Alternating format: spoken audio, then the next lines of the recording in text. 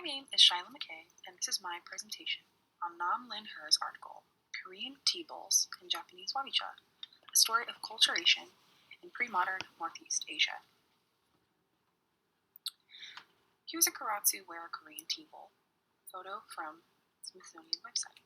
It was likely created around 1600 to 1620 during the Momoyama or Edo period. Nam Lin Her is the author, and he is a professor at the University of British Columbia in the Department of Asian Studies. So he's clearly qualified to write about this subject. In 2015, his work was published in the University of Hawaii Press journal called Korean Studies, Volume 39. The main point of Her's paper is to discuss traditional Korean pottery from a social justice standpoint.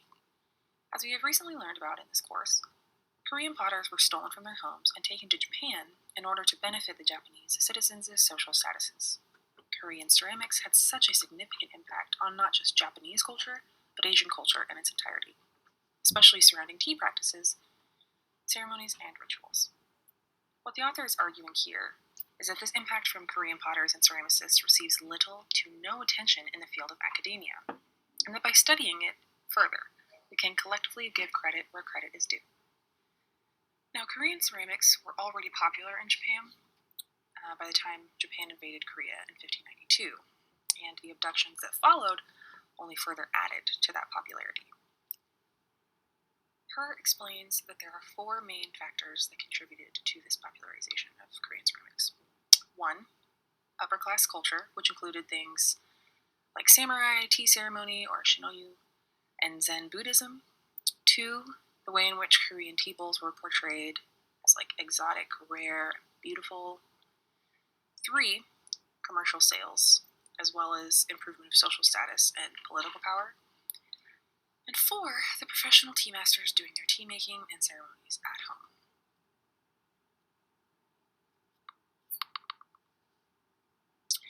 Nam Lin Her's methodology is fairly straightforward.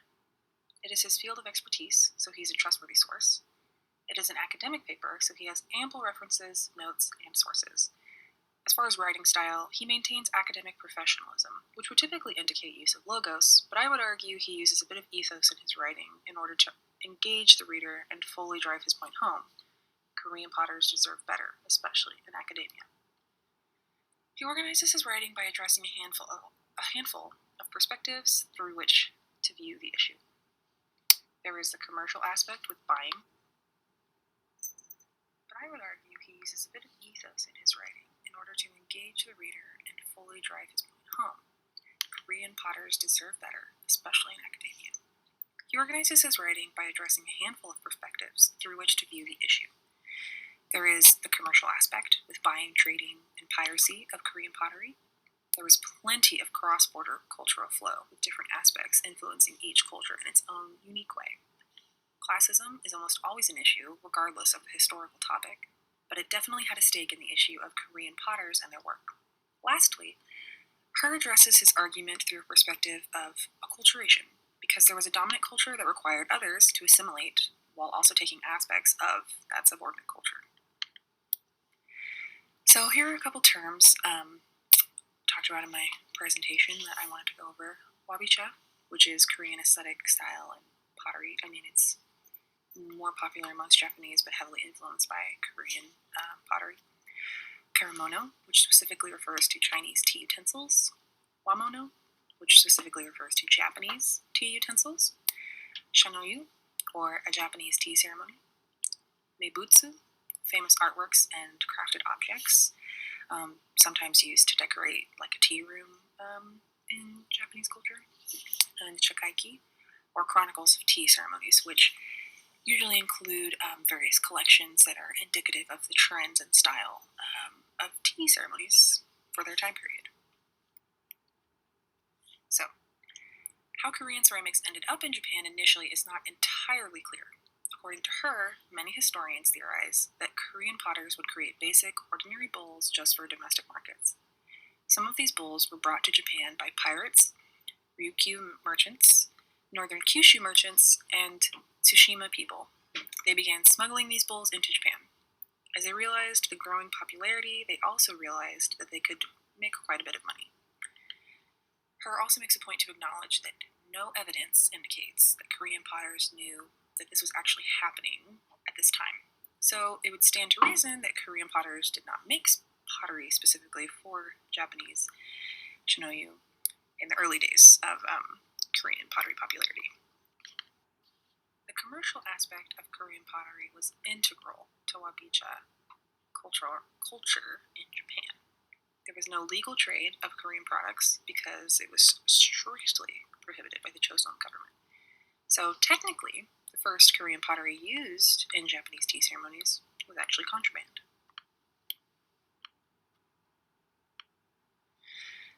Japanese tea ceremonies used to have heavy influence from Chinese tea culture, with like various symbols and iconography, styling techniques, glazing techniques, even some steps that were involved with the ceremonies themselves were taken kind of from Chinese culture into Japanese tea ceremony.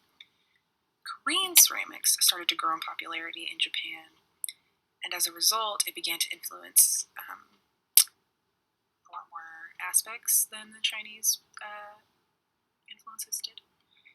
By 1570, many tea masters who had been inspired by wabicha aesthetics had already made common the use of Korean pottery and utensils in Japanese tea ceremonies. Once the Japanese invaded Korea and abducted potters and ceramicists, they began creating things specifically for Japanese elites. This greatly impacted the popularization of Korean ceramics in Japanese tea culture as well.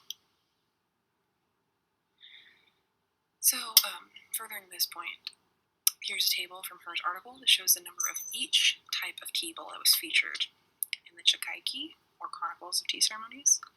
The information was gathered by researchers Tani Akira and Sin Hangyun in 2008.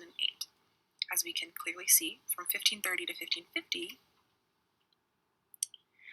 there were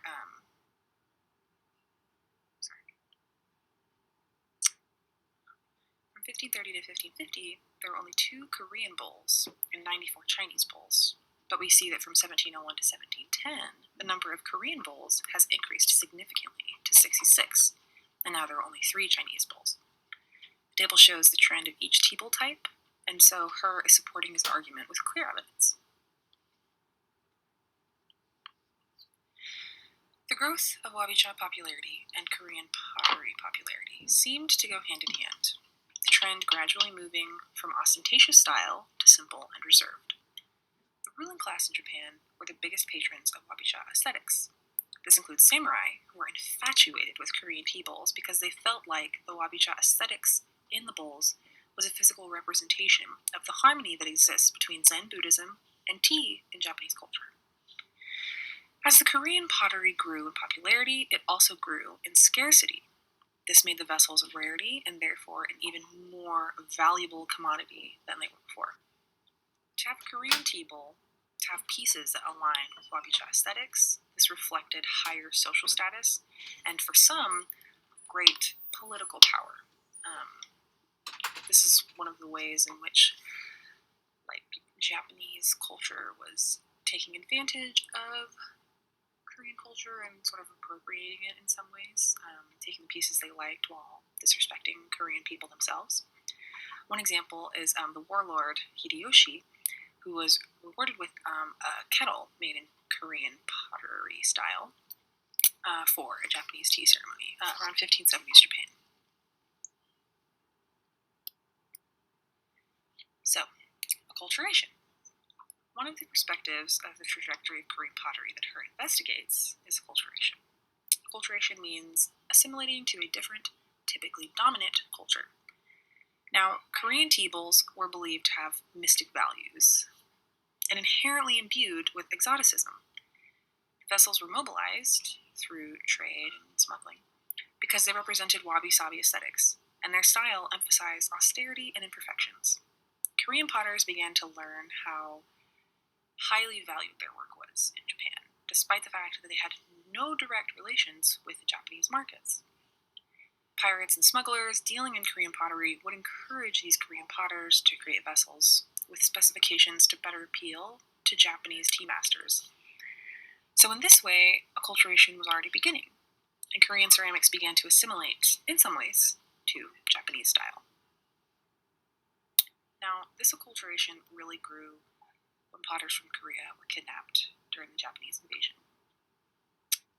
During this period, a Korean pottery village in Nishirogawa was established in 1595. This was during the occupation of Japan and Korea.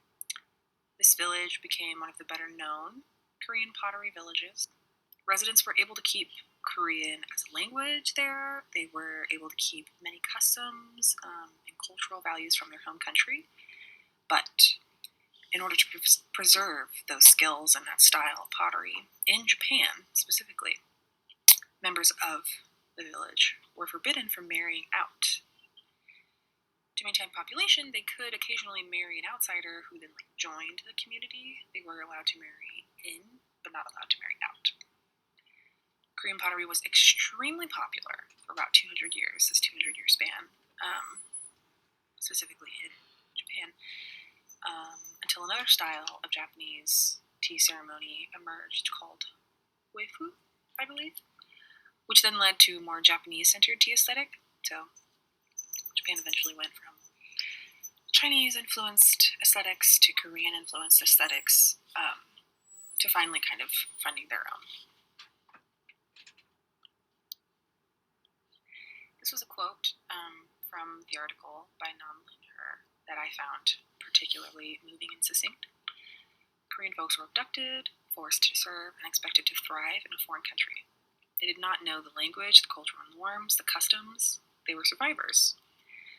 So the quote, Korean captives embodied both a point of cultural contact and an ability to survive border crossing.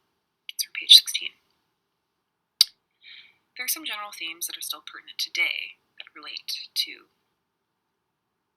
the article. Some of those are like the state of reparations for the Black community in America, or immigrants who cross the border to the U.S. in hopes of a better life for themselves and their families. Minor differences, obviously. Those were willing immigrants. The Koreans were not.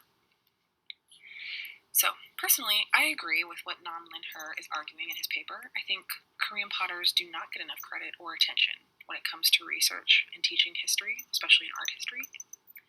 Japanese and Chinese ceramics did not grow to their current state from having their cultures isolated. So that should be discussed more in academia. Studying this topic further would contribute to the historical credit that Korean culture deserves, which is exactly what Nam Lin-her is arguing here in his article. Personally, if I were to write an academic paper on the same matter, I would likely argue the same way and utilize similar techniques as far as organization goes. Nam Lin-her would even be a reference for such a paper. His writing is professional while still appealing to the ethical side of things to support his ideas. Here's my bibliography, just the article that I am presenting on, no other references. Here are active links to the images used in my presentation, just the 3. Thank you so much for watching.